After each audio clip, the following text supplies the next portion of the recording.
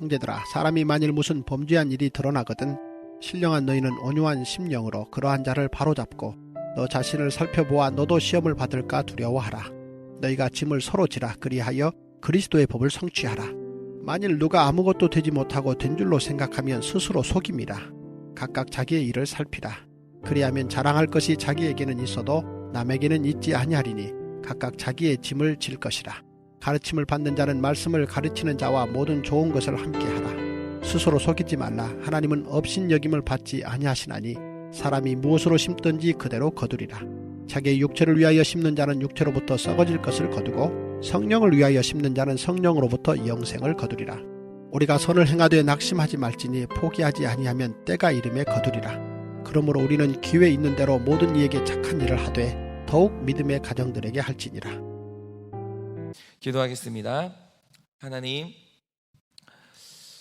오늘도 우리가 말씀으로 인도함을 받고 또 성령으로 구속함을 받아 하나님, 우리가 이미 다 천국의 백성이 되었습니다.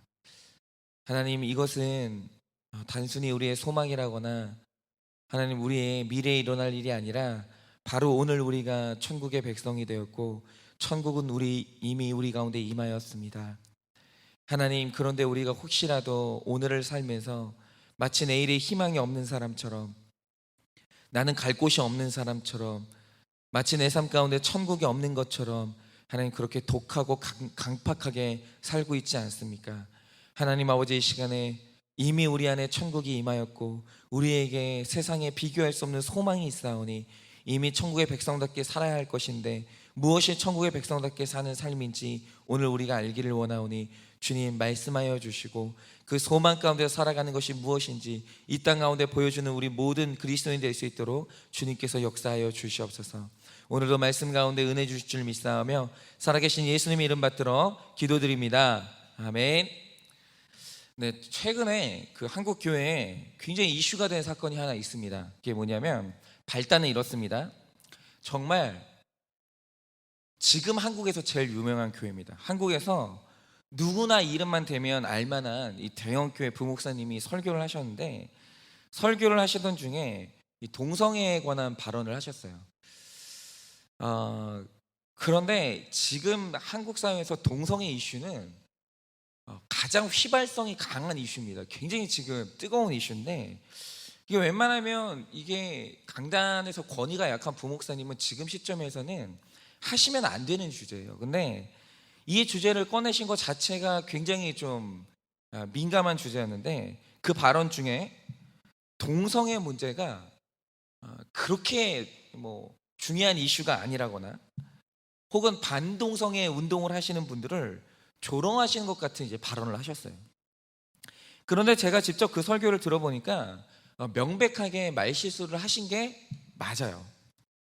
그래서 이 설교를 들었던 워낙 유명한 교회고 그 설교 내용이 굉장히 좀 오해 소지가 많았기 때문에 그 설교를 들은 이후에 반동성애 운동하시는 분들이 그 설교를 듣고 굉장히 분노를 하셔서 연일 그 부목사님을 비난을 하고 심지어 그분을 이제 목사직에서 면직시켜야 된다고 하면서 난리가 난 거예요.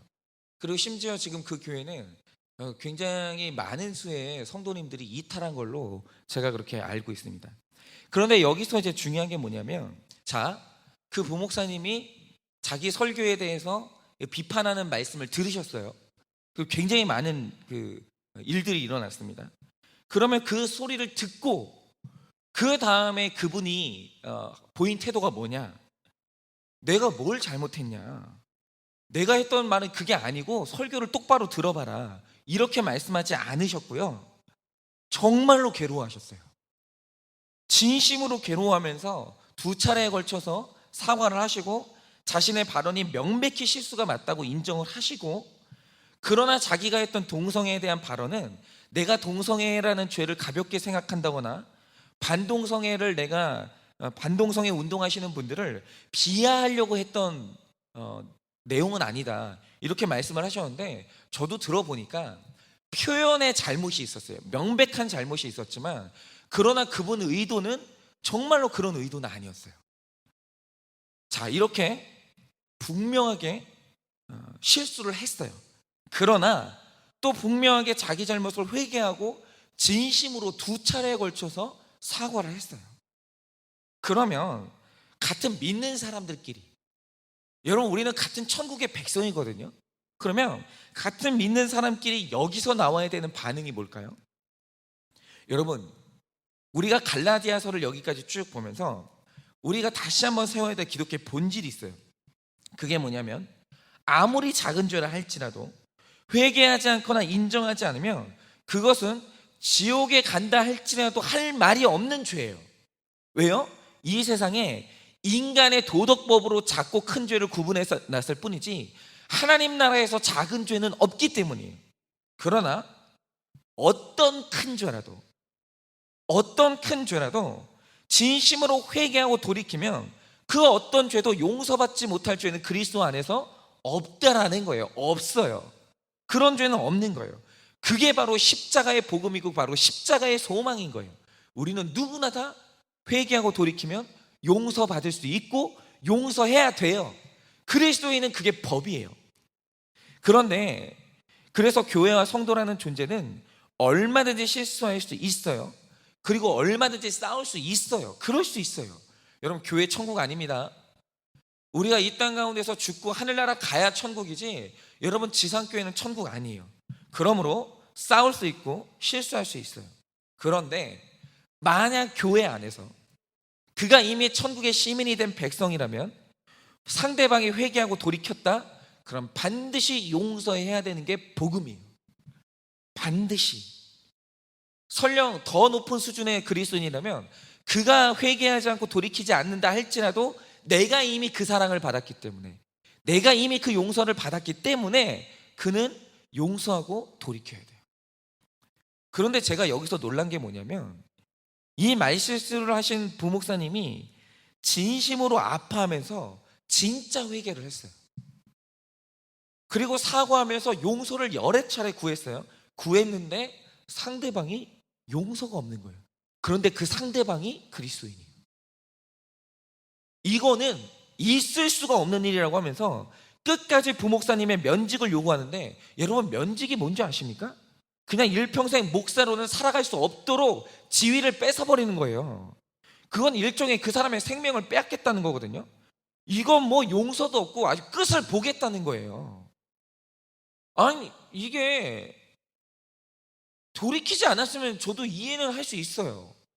그리고 그 사람이 아니 내가 뭘 잘못했냐고 이런 식으로 나왔으면 이게 그렇게 될 수 있는데, 그게 아닌데 용서를 구했는데 아니 이게 지금 막 끝까지 가는 거예요. 용서가 없는 거예요. 이걸 보면서 왜 이럴까? 그리고 분명히 내 안에 끝까지 가는 내 모습도 있는데 이거는 왜 이렇게 되는 걸까? 그걸 굉장히 좀 요 한 달 사이에 일어난 일이거든요. 그래서 그 모습에서 제 모습도 보면서 이게 왜 그럴까라는 생각을 많이 했는데, 오늘 말씀에서 그 답을 찾을 수가 있었어요. 그게 뭐냐면, 어제 본문이 갈라디아서 5장 26절을 보면 이게 맨 마지막 말씀인데 이런 말씀이 있습니다.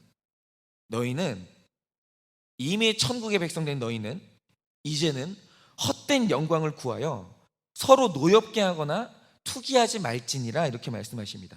이 말의 뜻이 뭡니까? 헛된 영광, 우리가 구하는 헛된 영광이 절대로 풀리지 않는 노여움과 투기의 원인이라는 거예요. 천국의 백성이 됐으면 이제부터는 그 헛된 영광을 내려놔야 된다는 거예요. 그러면 그 말씀에서 말씀하시는 헛된 영광이 뭐냐라는 거죠. 제가 이걸 좀 설명을 드릴 텐데, 제가 얼마 전에 저를 굉장히 겸손하게 하는 글을 하나 읽었습니다. 그게 뭐냐, 중국 땅에서 한 사람이 태어난다고 하죠. 그러면 그 사람이 이제 나이가 먹으면서 뜻을 정하는 거예요. 내가 20세가 되면 즉시 걸어서 내가 모든 중국의 땅을 밟을 것이다, 이런 결심을 한다고 하죠. 그럼 여기서 질문이, 그 사람이 20세부터 시작해서 부지런히 발로 걸어요. 그럼 죽기 전까지 중국의 모든 땅을 걸을 수 있을까요? 답은요, 물리적으로 그럴 수 없다예요. 여러분, 한 인간은 너무 작은데 중국이라는 한 나라의 땅은 너무 넓기 때문에 절대로 죽는 순간까지 걸어서 중국의 모든 땅을 그는 밟을 수 없어요. 중국이 그렇게 넓어요. 그냥 이거는 중국이니까 그럴 수 있다고 치죠. 그럴 수 있다고 치는데, 여러분 한국과 비교하면 중국이 95.9배가 넓어요. 땅이 95.9배. 그러니까 우리나라가 그만큼 작은 거죠. 그리고 제가 알아보니까 우리나라가 G20 국가 중에 가장 면적이 작아요. 가장. 그러면 생각해 보세요. 중국은 좋아요. 너무 넓어서 다 가볼 수 없다고 하죠. 그러면 이 작은 나라에 태어난 우리 중에 여러분 살아서 전국의 모든 땅을 다 가보고 죽는 사람이 몇 명이나 되게요? 여러분 제가 하나 여쭤볼게요. 지금 여기 계신 분들은 70 가까이 인생을 사신 분들도 있으시고, 저도 이제 40년을 살았죠. 그러면 지금 여기 앉아 계신 분들 중에 태어나서 지금까지 이 작은 나라의 모든 땅을 밟아본 분이 몇 분이나 계실 것 같으세요? 없어요. 단언컨대 없어요. 우리는 이 작은 나라도 아직까지 다 밟아보지 못했어요. 그리고 그렇게 죽을 가능성이 매우 커요. 사람은요, 자기 환경, 자기 시간, 자기 경험에 갇혀서 이 작은 땅도 다 밟아보지 못하고 일생을 마쳐요. 그러니까 이 나라 안에서도 내가 가보지 못한 땅이 더 많은 거예요. 여러분 이렇게 우리는 한 나라조차도, 이 작은 나라조차도 다 밟아보지 못하고 죽는 게 우리예요. 그런데 여러분 전 세계 국가가 몇 개예요? 242개예요. 우리는요, 우리나라만 다 모를 뿐이 아니라 이 세상에 존재하는 241개 나라를 다 모르고 죽어보는 거예요. 여러분 우리가 일생 태어나가지고 경험하는 세계가 이렇게 작아요. 여러분 인간 존재의 법칙 중 하나는 뭐냐면, 내가 경험한 세계보다 내가 경험하지 못한 세계가 훨씬 더 거대하고, 내가 아는 지식보다 내가 모르는 지식이 훨씬 커요. 법칙이에요 이게. 여러분 이게 법칙이에요. 내가 한 일보다 내가 못 해본 일이 훨씬 커요. 내가 아는 것보다 내가 모르는 세계가 훨씬 많아요. 그래서 사람은요, 내가 가진 지식, 내가 한 경험에 대한 겸손함이 있어야 되는 거예요. 그런데 사람들 중에 내가 경험한 것, 내가 아는 것, 내가 옳다라고 믿는 것이 세상의 전부라고 믿으면서 지나치게 자신의 경험과 자신의 지식에 몰두해 있는 사람이 있어요. 왜 그런 분들 있죠? 무슨 말을 할 때 자기가 아는 지식을 단정적으로 말하는 사람이 있어요. 아, 이건 이렇다고, 저건 저렇다고, 그럴 리가 없다고. 이거는 성경 말씀 외에 다른 식으로 쓰면 안 되는 화법이에요. 그런데 이런 식으로 탁탁탁탁 잘라가지고 타협이 없는 사람들이 있어요. 이게 뭐냐면 자기가 했던 경험, 자기가 가지고 있는 지식에 대해서 지나치게 몰두하고 있는 거예요. 그런데 바로 그게 뭐냐? 그게 성경이 말하는 헛된 영광이에요. 내가 옳다, 내가 제일 많이 한다, 내가 다 알고 있다. 여러분 이게 뭐냐면 세상에서 제일 헛된 영광이에요. 그런데 사람들 중에서는요, 제일 문제가 뭐냐면, 여러분 물리적인 세상이 굉장히 크잖아요. 근데 물리적인 세상보다 훨씬 더 복잡하고 훨씬 더 넓은 세계가 있어요. 그게 뭐냐? 그게 나의 내면 세계고, 그것이 바로 영적인 세계예요. 여러분 제가 하나 말씀드릴게요. 영적인 세계는 여러분이 알고 계시는 것보다 훨씬 더 크고 넓어요. 여러분 지금 성경 66권은 우리에게 밝혀진 계시거든요. 그러면 우리가 모르는 하나님은 더 많을까요? 더 적을까요? 여러분 잘 들으세요. 밝혀지지 않은 계시가 훨씬 많아요. 여러분 우리가 알고 있는 하나님에 대한 지식은 우리가 구원받기에 충분하고 우리가 이해할 만큼만 주신 거예요. 그러니까 우리가 모르고 우리가 알지 못하는 밝혀지지 않은 계시는 훨씬 많은 거예요. 예를 들어서 우리는 천국에 가요. 그럼 천국은 어떻게 생겼어요? 이거 뭔지 아세요? 밝혀지지 않은 계시예요. 여러분 우리가 하나님의 계시라는 걸 알고 있죠? 그럼 하나님은 어떻게 생겼어요? 여러분 이건요, 밝혀지지 않은 계시예요. 성경도 그렇게 얘기해요. 요한이 뭐라고 얘기하냐면, 내가 기록한 것보다 내가 경험한 것들이 많으나 다 기록할 수 없었다라고 얘기해요. 이 말 뜻이 뭐냐면, 기록된 계시보다 밝혀지지 않은 영적인 세계는 훨씬 크고 넓어요. 훨씬. 그래서 사실은 영적인 세계는 다 설명 못해요. 그냥 믿는 수밖에 없어요. 인간이 이해할 수 있는 한계가 거기까지이기 때문에. 그런데 그것만큼 넓은 세계가 뭐냐? 자아예요. 여러분, 내가 인식하고 있는 자아보다 내가 인식하지 못하고 있는 자아의 영역이 훨씬 넓어요. 여러분, 사람은 그런 존재예요.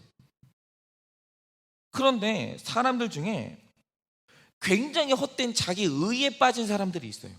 그러면 왜 내가 의롭다는 착각에 빠집니까? 여러분, 사람마다 도덕의 영역에서 다들 자기가 자신 있는 부분이 있어요. 어떤 사람은 금전의 영역에서 깨끗하죠. 돈 관리를 기가 막히게 잘해요. 그건 깨끗한 영역이죠. 어떤 사람은 성적인 영역에서 깨끗해요. 그러니까 마치 성욕이 없는 사람처럼 머릿속도 깨끗한 거예요. 성적인 이 죄에서. 어떤 사람은 또 생전 거짓말 안 해요. 말할 때 아주 정직해요. 또 어떤 사람은 얼마나 성실한지 누가 보지 않아도 너무 열심히 일하는 거예요. 여러분, 이렇게 사람은요, 누구나 다 도덕적인 부분에서 자기가 자신이 있는 부분이 있어요. 근데 반드시 알아야 될 사실은 뭐냐? 인간 안에 자기가 자신이 있는 부분보다, 자기가 컨트롤하고 있는 부분보다 자기가 약한 죄의 영역이 훨씬 많아요. 이게 사람의 법칙이에요. 자기가 컨트롤하고 있는 부분보다 자기가 컨트롤하지 못하는 죄의 영역이 훨씬 넓어요. 훨씬. 그러면 여기서 지혜로운 사람, 온유한 사람이 누굽니까?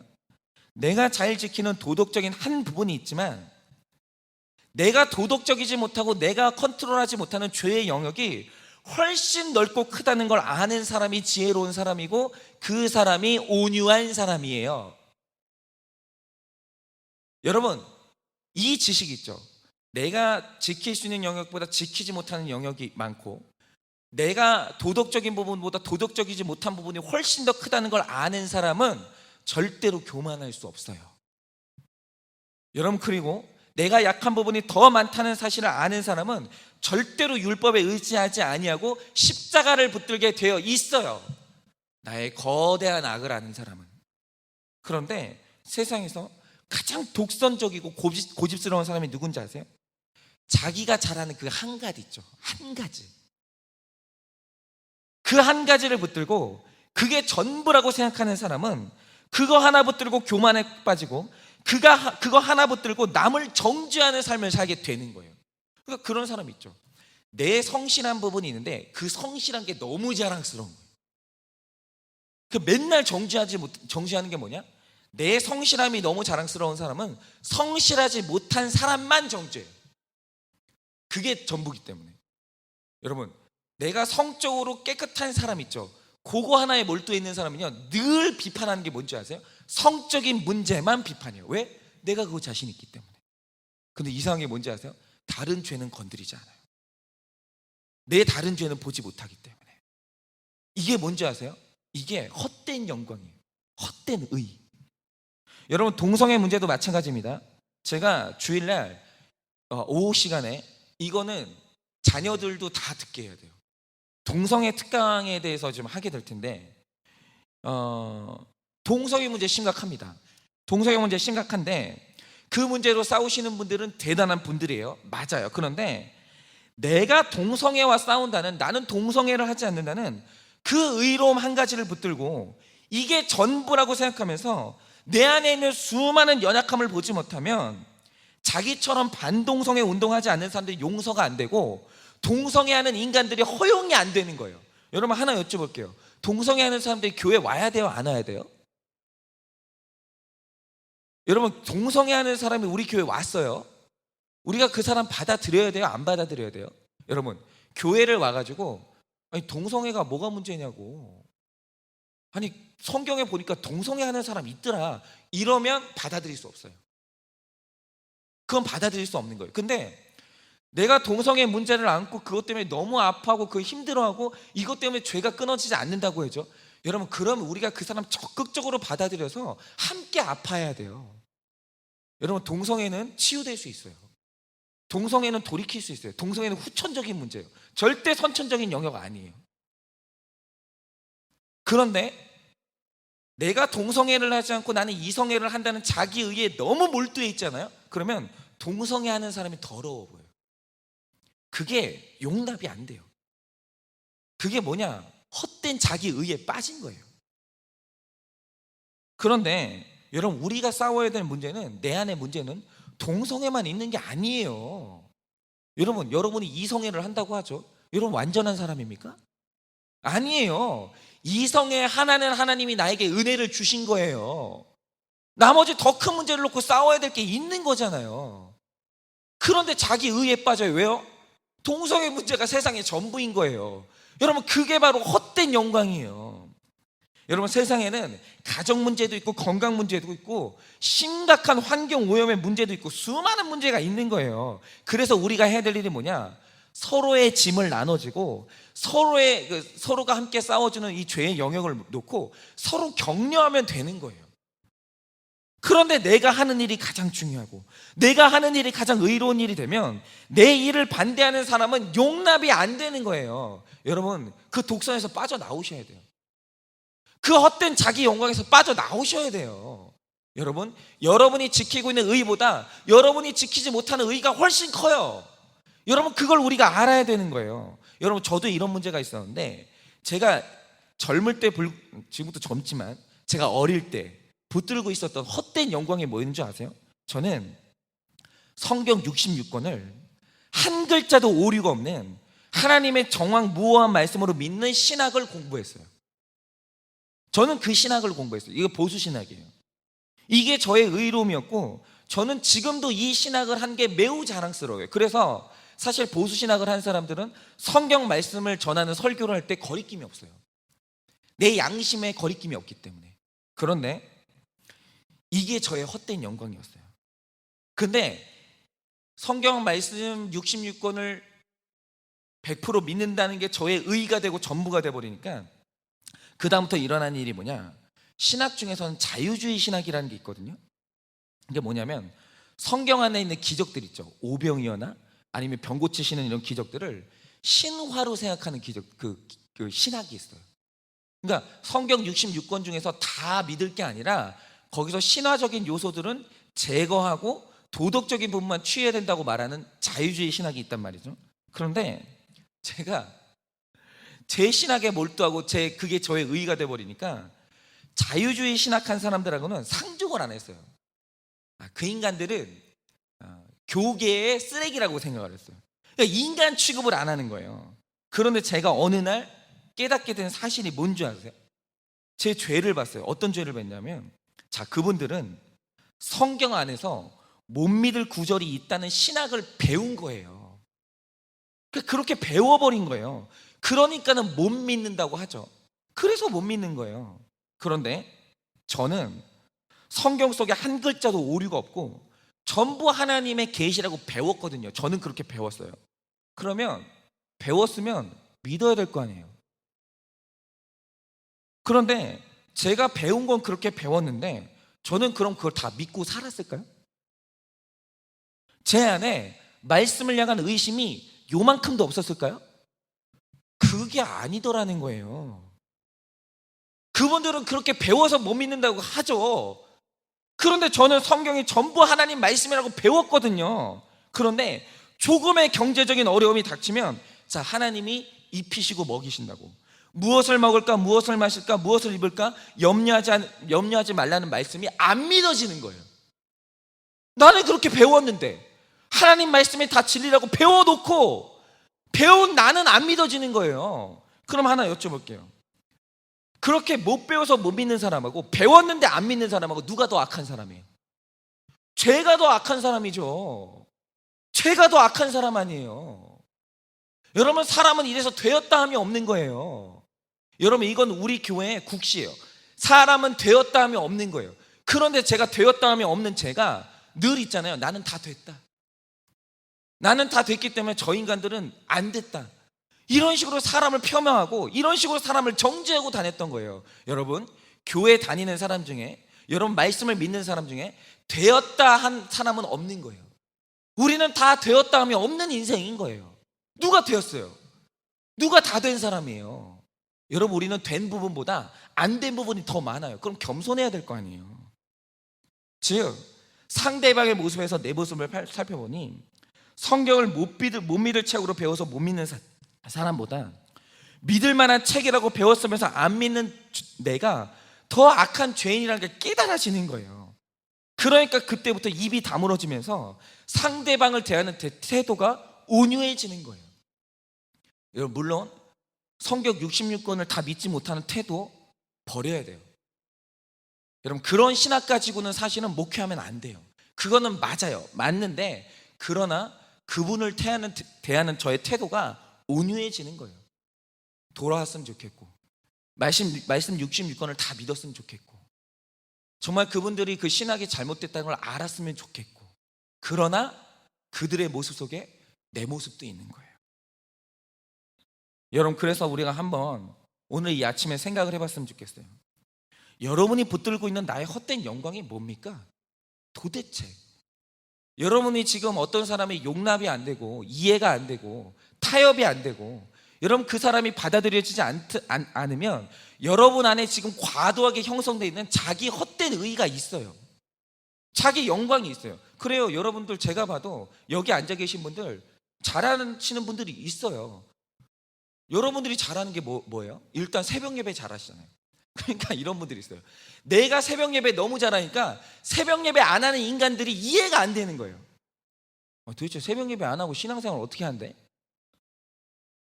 아니, 새벽 예배를 안 나오고 도대체 그게 어떻게 신앙인이 그게 돼? 여러분, 그러시면 굉장히 큰 오류에 빠지시는 거예요. 여러분이 붙들고 있는 여러분의 헛된 영광이 뭐가 있어요? 여러분은 잘못한 사람이 나타났을 때 혈기로 대하세요? 온유로 대하세요? 여러분, 이 시간 우리 모두가 다 나 자신을 살펴보기를 원해요. 여러분, 우리는 아무도 다 된 사람 없어요. 우리 모든 인생은 다 되었다 함이 없는 인생이에요. 그거 마음속에 품으셔야 돼요. 그래서 그걸 알게 될 때 형제에 대해서 온유해지고, 우리가 다 그리스도의 법, 정말 되었다함이 없는 나 자신을 바라보고 서로의 짐을 나누어지고 상대방을 불쌍히 여기고 온유하게 되는 그리스도의 법, 천국의 법을 성취하게 될 줄을 예수님의 이름으로 축원을 드립니다.